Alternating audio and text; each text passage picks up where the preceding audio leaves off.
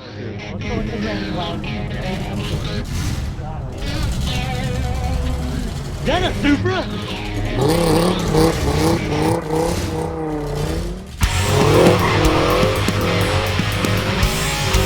Who did it? Come on. Good one.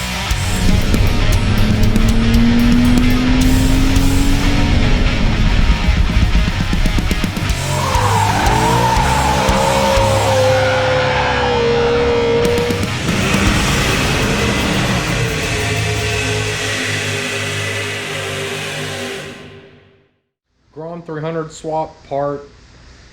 Okay, so let's go over a couple things. What I've done so far, I did a lot of this off camera because there's a lot of finagling, okay? These are just the radiator hoses from Steady Garage, both sides.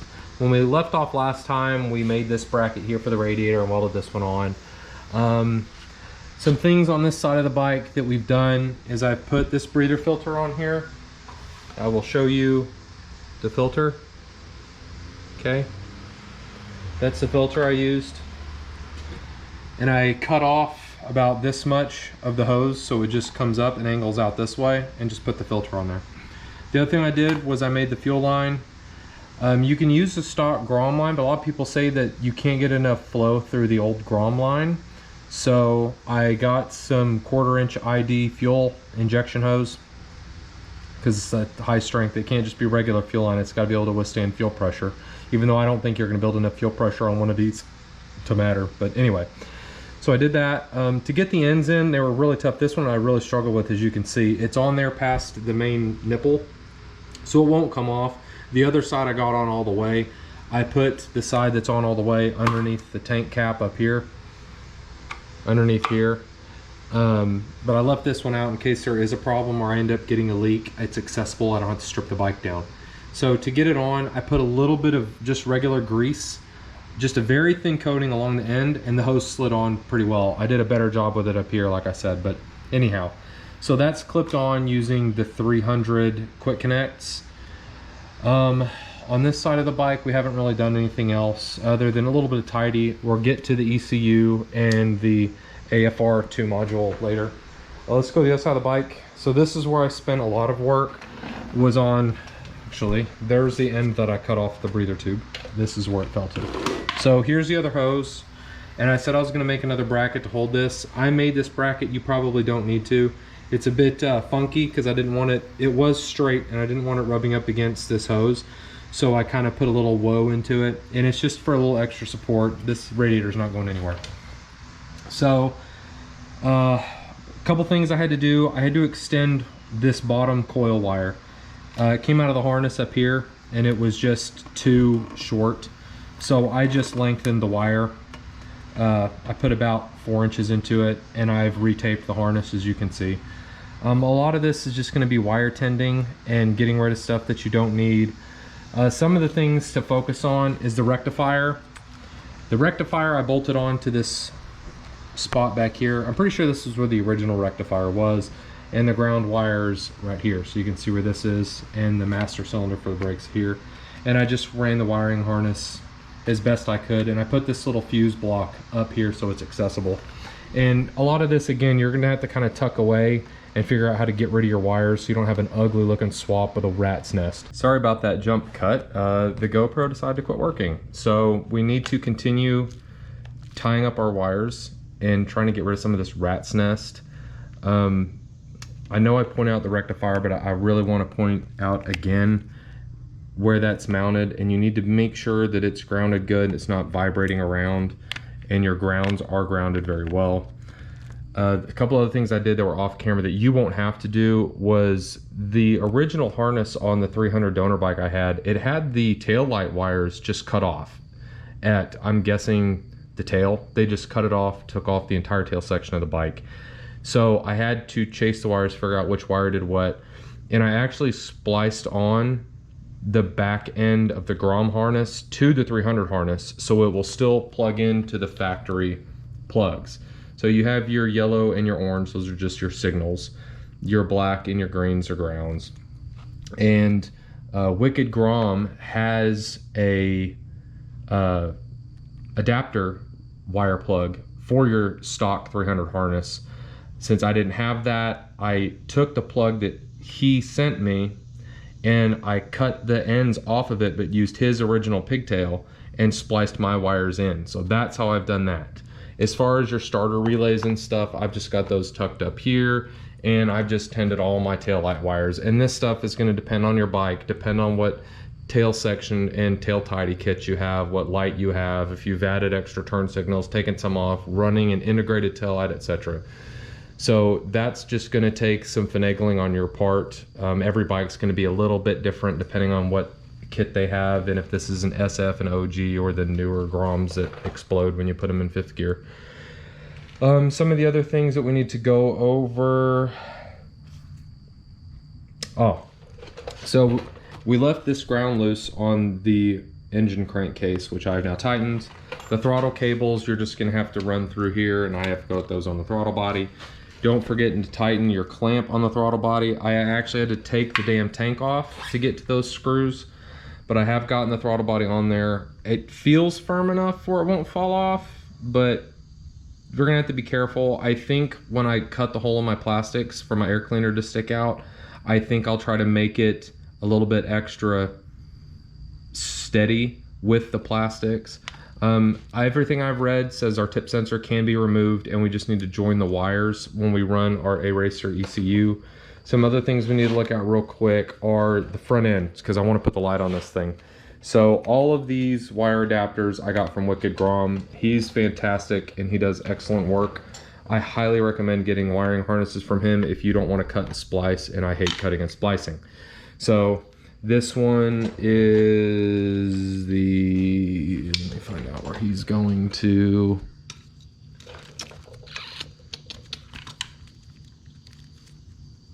That's the ignition. So here's our ignition. Isn't that the ignition, right? Can't hardly see up in there. Yeah, that's our ignition adapter. Here's the headlight. And if you've got the SF, you need this headlight adapter that's got the extra whatever electrical bullshit's in it, the wizardry that makes it work, so you can use the integrated headlight that the SFs have. For the front turn signals, I have LEDs, and again, you can see I've actually spliced my front turn signals into the 300 wiring harness, so I can use my original Grom connectors and just plug them in and out when I need to. Some of the other things, everybody has told me that you have to get an adapter for the 300 harness to use the Grom cluster. I got one, but I don't need it, and I don't know why that is. I do know that this is the, let's see if I can disconnect it while being on camera. This is the plug that came on the harness off my 300 donor, and it plugs into the Grom cluster. Now, I'm not saying that any of them are wrong. I'm saying I don't know what bike I had because it had nothing on it except an engine and the wiring harness and wheels. So I don't know. I do know that the harness I have plugs right into the cluster and it works. There's some other adapters and stuff that you've got to do. There's the O2 sensor that will be coming around over here. We'll do that in a separate video for the ECU and the AFR module. The controls that we've swapped, those all have been plugged in. Your throttle and lights and kill switch, starter switch, all those I've just plugged in. Again, you're gonna have to wire tend all this shit up out of the way because it's a freaking rat's nest up here. And that's what I'm gonna do off camera. You don't need to hear me cursing as I pinch my fingers and shit. But I will be doing that next, is putting the headlight front end back on this and bolting my turn signal stuff back in. Some other things that we need to look at, I did mount my reservoir bottle. This is where everybody seems to mount theirs. I'm not 100% that I'm gonna leave it here. I'm gonna leave it here temporarily. Probably gonna change it again. And just to verify that we are working here, so y'all know I'm not crazy, okay? It is working. And I have lights and everything, so I did check all that, and I put the original Grom battery back in it. The next things that we have to do, hold on. This is one I did off camera. Everybody has told me you've got to put washers behind these original rear sets on these Groms to make them work with this engine. I took the brake rear set off, and I actually bent the brake lever out, and it does not touch the engine, and it functions, and I have no washers behind my rear sets. So they seem to be working, at least on that side. I haven't run into any problems over here yet.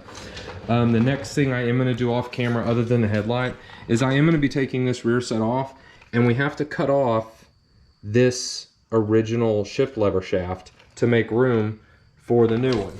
And the shift shaft that I have is just a tusk. It's for like the KX110, the KXT110, KX110. It's just off the mini bikes, and it's supposed to just spline on there, and of course it's blue because the bike is blue. So that's what I'm going to do off camera, and we'll come back to the next part after this is done, the headlights on, and we'll actually probably finish the sprockets and chain in this video. And the next video will be the ECU, the AFR module, and fingers crossed, the first start of my 300 Grom.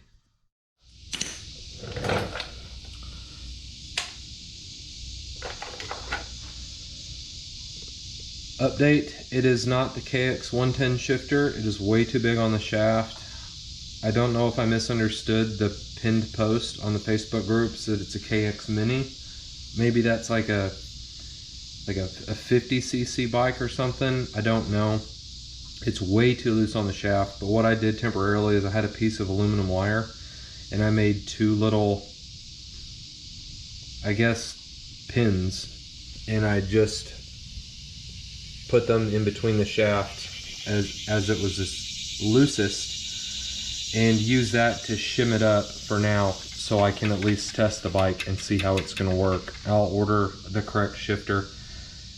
It must be like a 50cc or something, but this is a KX110 shifter, and it is too big. So the next thing we're going to do is sprockets and chain. These are really easy to change. It's just your little 10mm, and as you can see, I've already got it loose. These are just little 10mm bolts. Well, I can't do it one-handed, but possibly not. Shoot and put it in gear. These are super easy to change. Take these two little bolts out like this, then you remove this splined washer, see that, and then the sprocket comes off. And I got sprockets from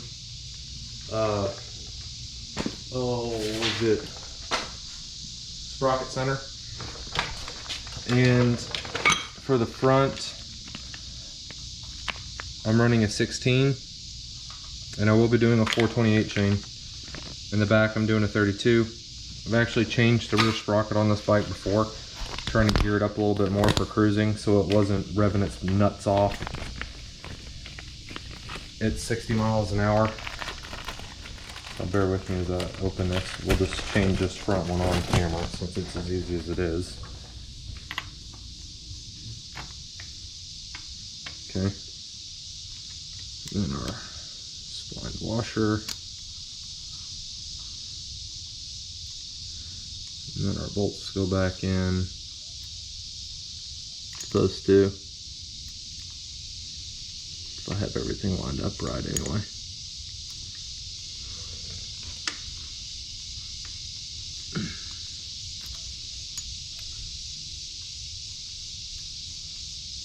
I'm not lined up right.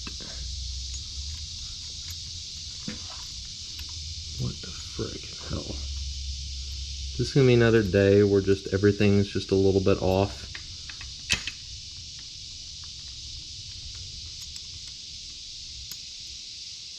Yep, it sure as fuck is. So you can see that it's not lining up.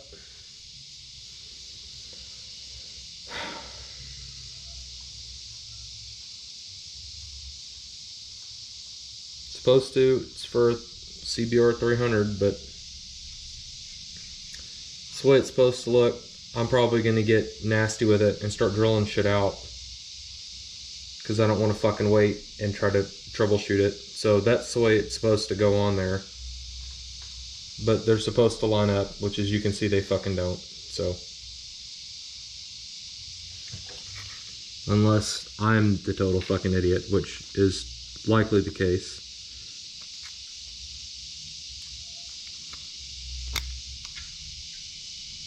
That is the case. So obviously it's directional. One side's different than the other. There we go. No need to panic, Jared. No need to be like your dad. Jesus Christ. I about had a fucking meltdown at 11:45 in the morning.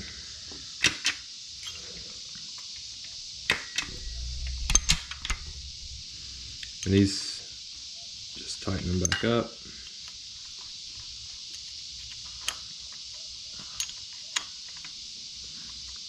Which I'm gonna have to finish off camera and with the chain on it, so it's easier to do. Yeah, see, it's just gonna turn the engine.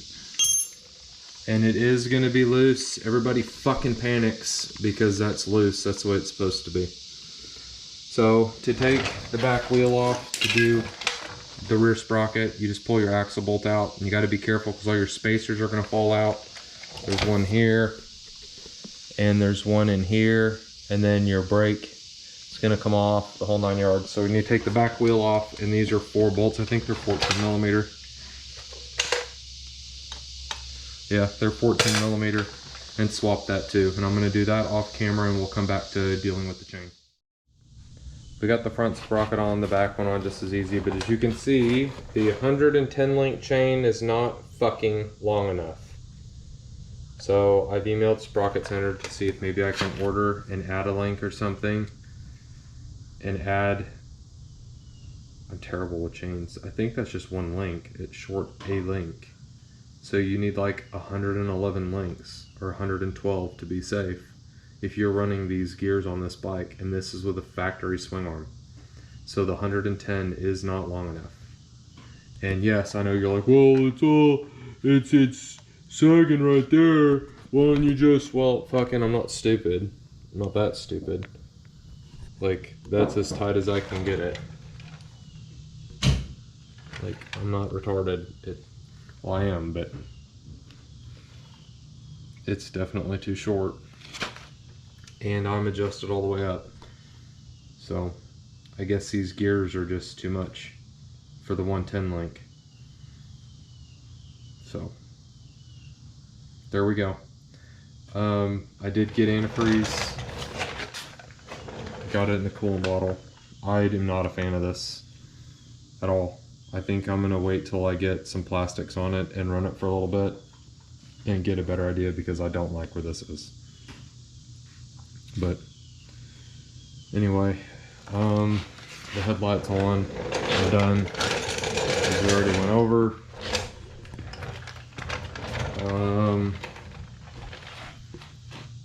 I've tended on my wires, everything is where it should be. The only things that we have left, and that will be the next video, I mean obviously these are still loose, but I'll wait till I get plastics coming back on before I figure out where to put those. The only other thing we really have left is the O2 sensor right here, and that will be the next video with the ECU and the AFR module, and putting the O2 sensor in this pipe. So that's it for this one. The next video, hopefully we can hear something. Even if I don't get a chance to fix the chain yet, hopefully we can at least hear this thing run. That'd be pretty cool.